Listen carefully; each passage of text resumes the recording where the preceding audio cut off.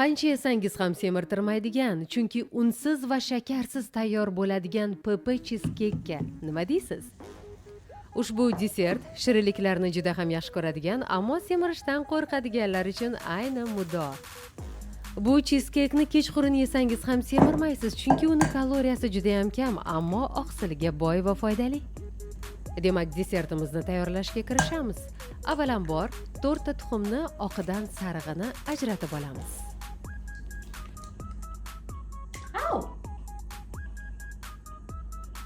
Keyin esa tuxumni sarig'iga 350 gram grekcha yogurt solamiz. Nega aynan grekcha yogurt solinadi? Boisi ushbu grekcha yogurtlar odatda oqsilga boy bo'ladi. Navbati bilan esa stevia, ya'ni shakar o'rnini bosuvchi, kaloriyasi juda ham kam bo'lgan shirin ta'm beruvchi mahsulotdan 3 osh qoshiq solamiz. 3 osh qoshiq guruch unidan solamiz va oxirida 1 osh qoshiq makkajo'xori kraxmalidan solib yuboramiz. Bu albatta cheesecake'ni yaxshi ushlab turishi uchun juda ham muhim.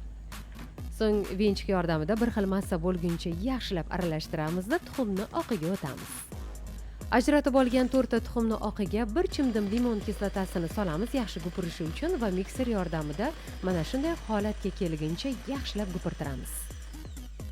Albatta keyin avval tayyorlagan mahsulotimizga tuxumni oqini nozik harakatlar bilan lopatka yordamida solib, sekin-astalik bilan aralashtiramiz, chunki mahsulotimiz o'tirib qolmasligi kerak.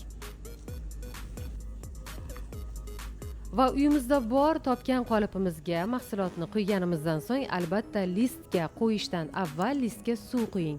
Boisi cheesecake juda ham sochni chiqadi va qurib qolmaydi.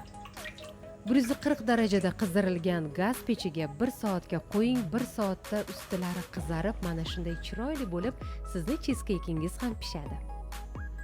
Qolipdan sekin olib, chiroyli qilib kesamiz. Ustiga xohlasangiz mendek qora shokoladni eritib qo'yishingiz mumkin yoki uyingizda bor murabbolarni solishingiz mumkin yoki bo'lmasam quyiltirilgan sut, ya'ni zgushonka solsangiz ham juda ham mazali bo'ladi. Buni kesilishini, buni olinishini qarang, yumshoq, sochni, eng asosiysi ham foydali va umuman semirtirmaydi.